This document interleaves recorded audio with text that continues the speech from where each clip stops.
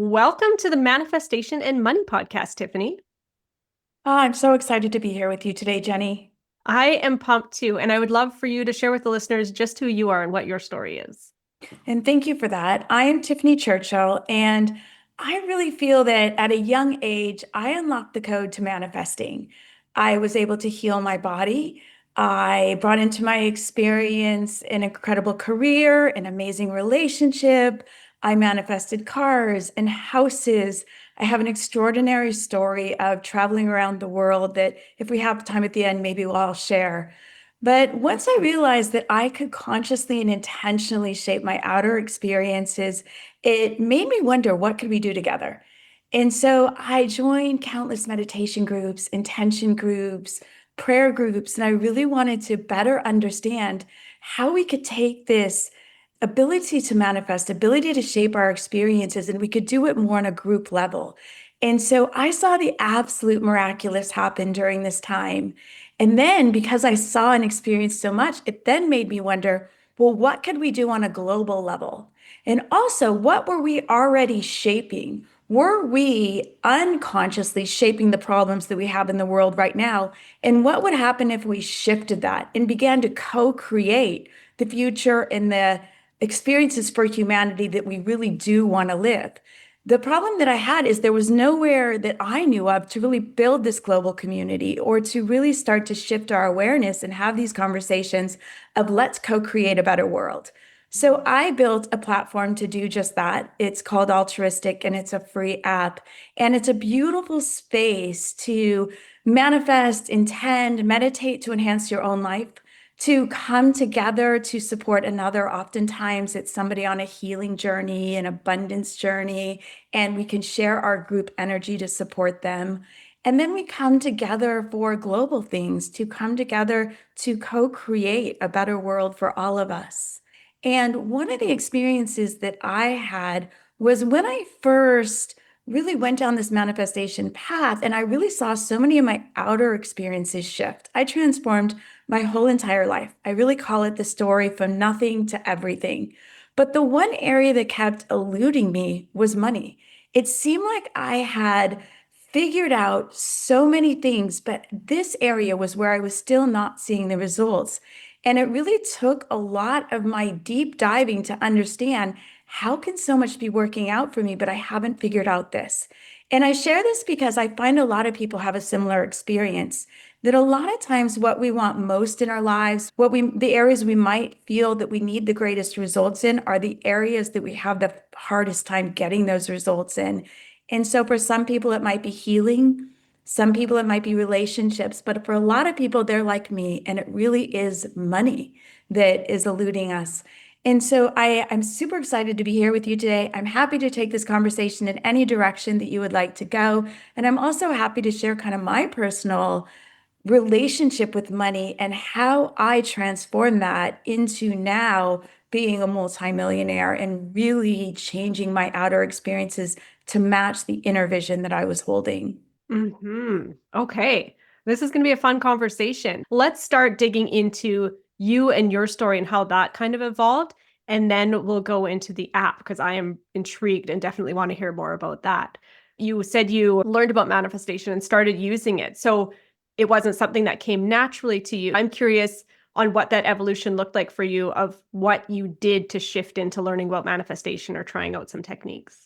So I was at an early age, just reading all kinds of teachers, all kinds of books, meditating, and at a very young age, really starting to recognize that I could shift my outer experiences. And at the time in my early 20s, I was teaching yoga, I was teaching meditation, I was really in that world, but I had a corporate career as well. And it started with understanding the link to yoga and seeing some of the yoga teachers heal their body. And I had this nervous, I don't want to call it illness, but just this nervous disorder that my hands would shake. I would get so nervous I almost couldn't speak in front of people. I wouldn't have been able to do this podcast at that time. And I went to a neurologist, and he said it was going to get worse as I aged. I said, that's not a reality that I want to live in. My hands would shake so bad I couldn't hold something. And if it was going to be worse, what was that going to look like long term? So I turned to some of these teachers that really could provide evidence in my life that this was possible. At first, I needed that belief that I could do it. and I healed my body. And so I began in that inner world. And when I saw what I could do inside, it made me say, what could I do in my external world? And so I was living in an unfulfilling career and an unhappy relationship and all of those types of things. And I just started experimenting, exploring, and saying, what would happen if? And then as I tried it, I started to say, okay, that worked, but this didn't work. And then I would start to try and figure out how I could duplicate it. How could I have healed my body? But why isn't it working where I can change my outer career?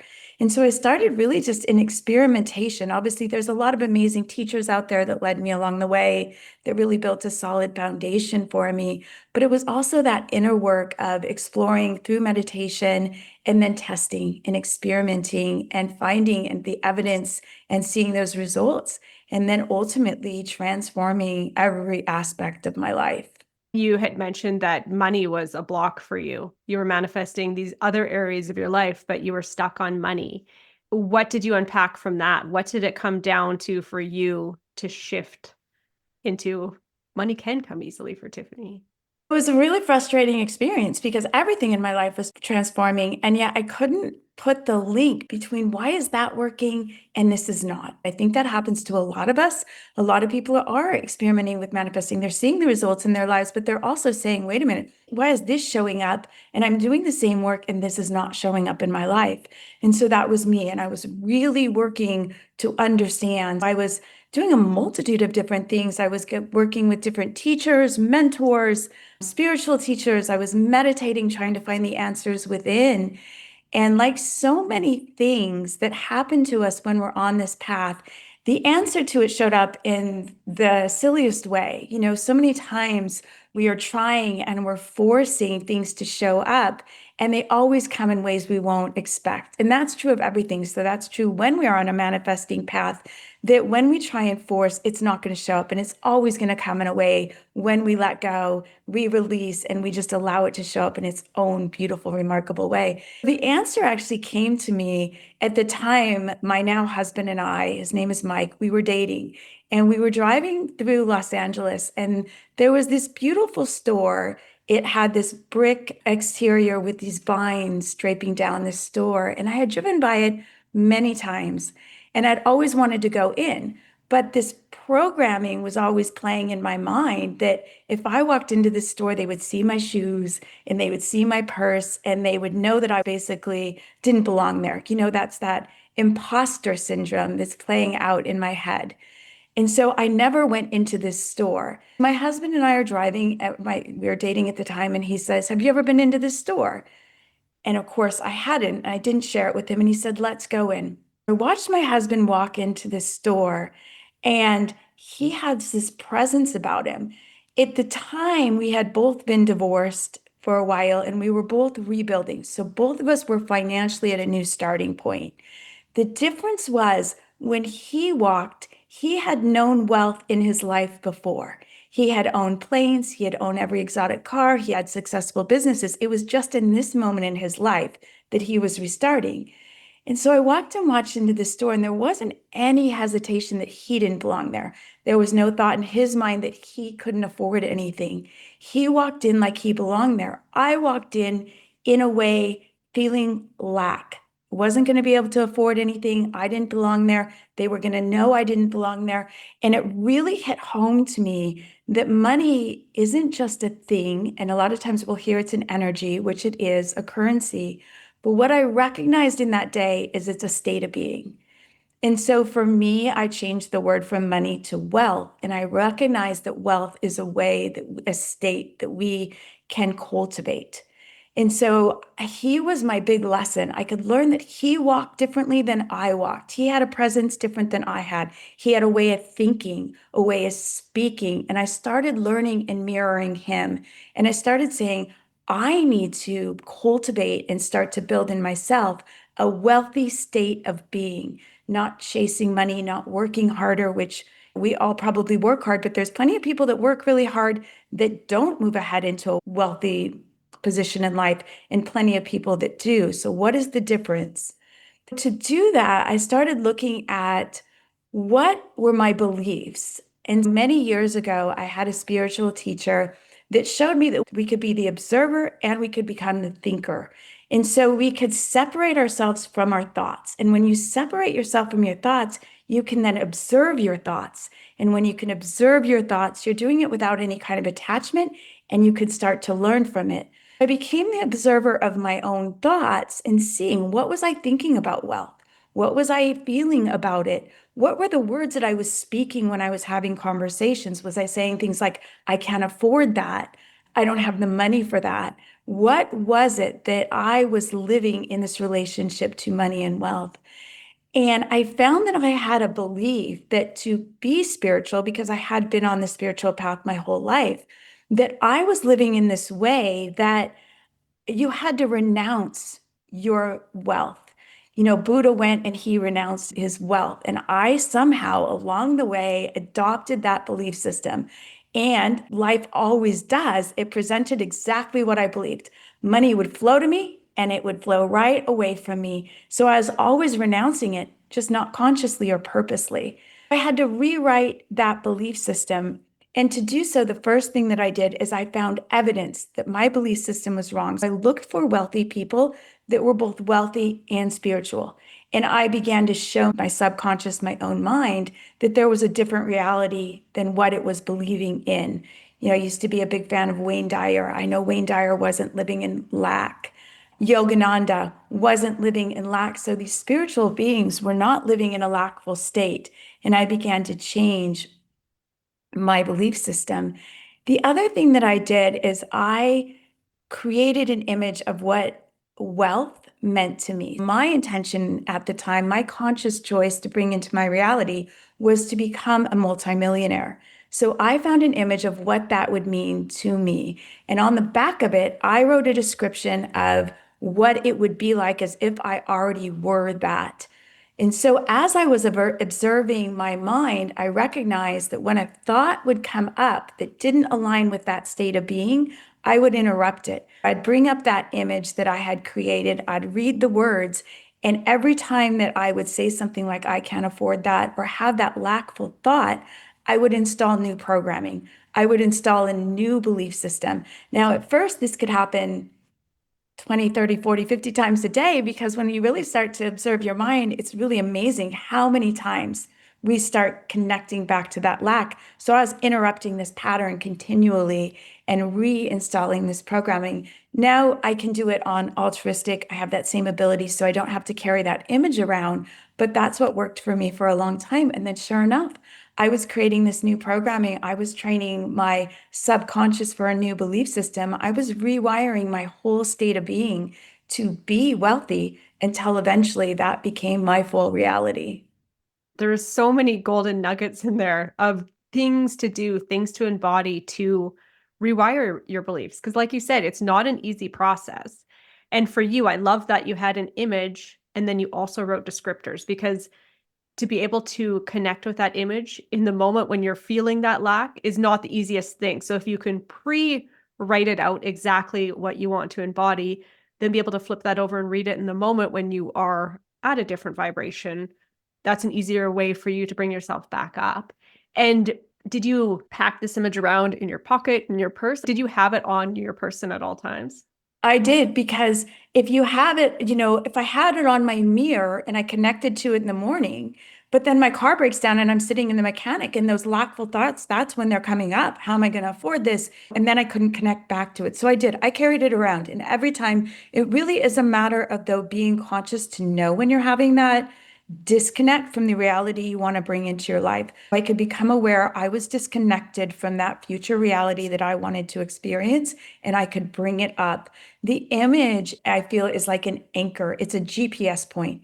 So at first it took, me sitting down for a little bit longer, really programming that image into my subconscious of what it meant, really programming that wording into my consciousness, into my brain. What does this mean? So that meant I had to see it. I had to feel it. I sat in a meditative state, really bringing it up. So by the time it was in my purse, over time, I could just bring up the image. I no longer had to sit in those deep states of meditation for a long time, because what I feel I did is I already calibrated the experience into my cells and my body. And now that image just served as the anchor to bring me back to that state. So it depends on how far away. For me, obviously, money, I had to really train myself to believe in it. So it took a little bit more time.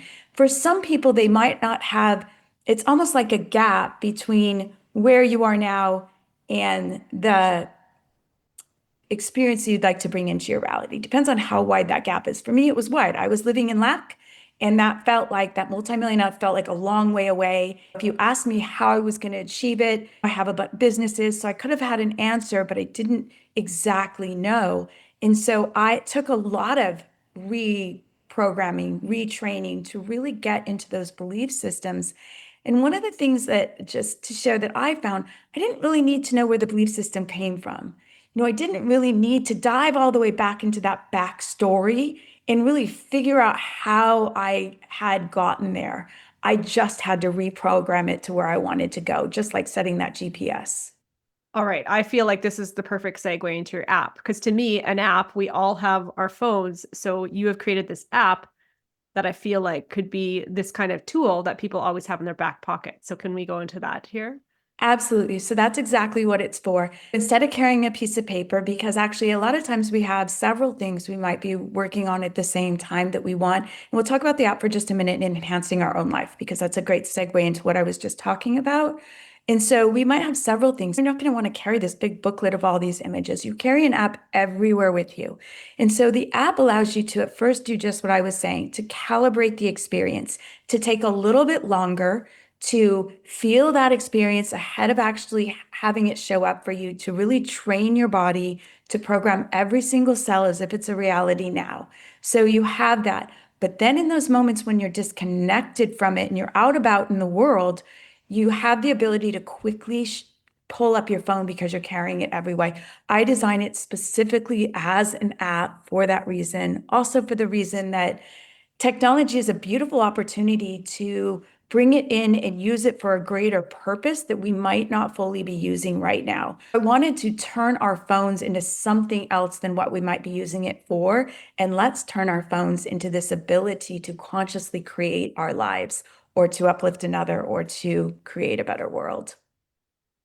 The piece that's coming to me as you were talking about your app leading into this that I find fascinating is I love masterminds. I love getting together with other people so we can have that co-creation of thought going together. And as a whole, we're coming up with ideas that individually we would have never, not that we have never would have gotten to, but it would have taken us a lot longer to get to.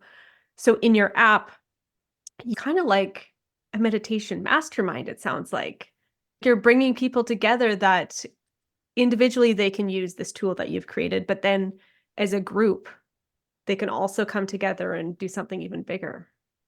Correct. I love that word. I love that analogy of a mastermind. You're absolutely right. We call it 3 dimensions. So we really want to meet you wherever you are, manifesting and creating the experiences and transforming your life. Every step that you take to enhance your own life is a way to better the world. So absolutely, it's a perfect tool. And in the app, there's a public timeline. But what I'm talking about is on your personal timeline. No one else sees it. I have a lot of personal intentions, manifestations, meditations, whatever word we want to use to describe it. I have those that nobody else sees. I start my morning with it. I start my morning with creating my day. I start my morning with feeling into what do I need right now. I tune into the app before our podcast right now so that I can set that emotion, set that space, set that whatever it might need, I feel, set that intention that I'm communicating clearly, set that intention that I'm providing the information that everyone listening right now will gain the most value from. So there's a lot of different things that I use it for. And then I use it to reconnect. I have 2 different businesses. And during the day, I might be in the state of overwhelmment. And so just shifting your state. So it's not always the outside thing, a car, a house, money, those outside things. It could be an internal state, shifting back into gratitude, shifting back into opening my heart, unconditional love. Those types of things we can use and we can quickly shift our state as well. But then you're right, there's something so extraordinary about that collective energy. And when you're in a mastermind group, when you're in a group meditation, when you're in a group intention, there is just something magical that happens that when we come together. There is an epidemic also of loneliness that's occurring all over the world. And so community is very needed right now. And it's really powerful when you come together, either at the same moment or in quantum physics, you can have non-locality, so you don't technically have to be that same moment in time, and you can still tap into that collective energy. And it's a really powerful experience. And it's also a really quick way to shift your state. When I'm not aligned with the things that I would like to create into my experience, one of the fastest ways for me to shift my state is to give to another. And so in the app, a lot of times, like I said, it could be somebody on a healing journey. It could be somebody on an abundance journey. It could be somebody that wants our collective attention for their business growth. But no matter what it is, if I take just even a few seconds, a few minutes out of my day, and I take the focus off of myself and I give energetically to another immediately without doing anything else, my state shifts. How does someone do that? Like, is it you just setting your intention and I'm just curious. So in the app, there is a plus button, and you can create your own reality, create your manifested experience, whatever the term you want to use is. And then you have a choice. You can choose to just go in your personal intention space so no one else sees it. You can choose private. So you can invite coworkers. You can invite family members. If one of your family members is on a healing journey, you can invite others. So that's private. It only experience is between you and those people you invite, or it can be public. And so there's a lot of things for, healing of our planet. People will post their own healing journey on the public. And so they want as much group energy contributing to it, amplifying it as they can get. That's completely up to you. So then there's times where you come together at the same moment in time. We call them happening now. Or times where you might have just a few minutes out of your day and you say, I'm just going to give to this right now. And you might see things that you could give at any time energetically, your awareness, your intention, your energy at that moment in time. And we guide you through. There's a begin button, and we start with this, what's called a resonance sequence. It's just a tap through quick screen. It allows you to step out of your current circumstances. So when you're manifesting anything, you're not going to manifest from stress or from overwhelmment. And so you have to just take a moment, align with your breath, clear your mind, connect back into your heart. And then you start to give your energy either to something you want to bring into your reality or to give to somebody else. And then music plays, and you just sit in that energy and you sit in the experience as if it's already a reality. So if you're bringing something into for your own experience, like I did with wealth, I started seeing myself already as a multimillionaire and really tapping to that inner energy as if it already has happened. And so you're doing that. You're tapping to that energy, feeling that experience ahead of it becoming a reality right now. So we really guide you through it. And it really is a powerful, beautiful experience and a tool, like we expressed, that you can take anywhere with you.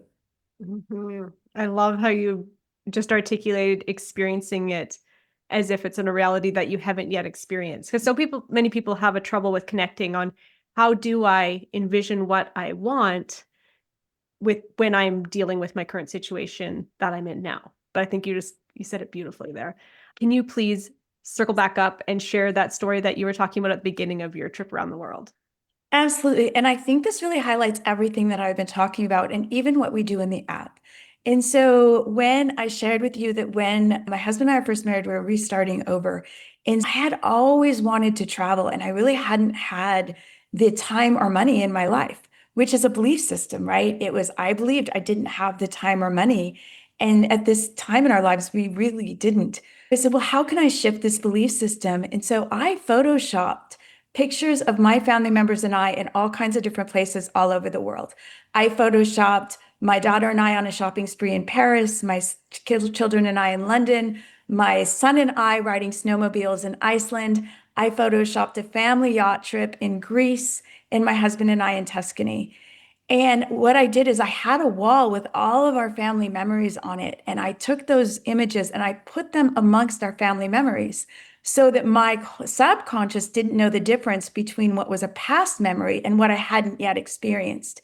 And what I did is I placed them in somewhere I could walk by every day. I walked by these. I didn't spend time really thinking about it. I just allowed everything to flow naturally. And within a really short amount of time, my daughter and I had an incredible shopping spree in Paris. My children and I were in London. I have pictures of my son snowmobiling. We explored all of Iceland together. We ended up on a family yacht trip. We took our 3 children and a bunch of their friends on this yacht through the Greek islands. It was incredible. One of my favorite parts of the story is there was this incredible winery in Tuscany that had just been built. It was Antinori Winery, and they had this beautiful spiral staircase. And so my husband and I were there, and this woman comes up to us and says, "Would you like me to take your picture?" And we say, "Of course." So she takes our photo. We get home from the vacation. I'm looking at my photos, and I see the photo of that trip, and I look at it, and I think that's exactly the same spot that I have in my wall. It is exactly the same place that I had photoshopped into my wall. The beautiful point of that story is, one, how we can really shape our experiences and the power that we truly have, but also that same thing that we built into the app. So a lot of this is what I intentionally put into the app so that others could have these experiences. I worked with images, same thing we're doing in the app. I worked with it, imagining it as if it's already a reality, the same thing that we're doing. These things that I had found, these tools, this formula that I had found to work is all plugged in into the very foundation of what I built. Fascinating. And where can people find out more information about your app? Altruistic is spelled ALLTRUEISTIC. All is our collective, true as if it's already a reality, and istic allows us to play on the word altruistic, that selfless giving to another. We're free in the Google Play Store. We're free in the App Store. You can find us at altruistic.com, or you can follow us on Instagram. Okay, perfect. I'll be sure to link that all in the show notes.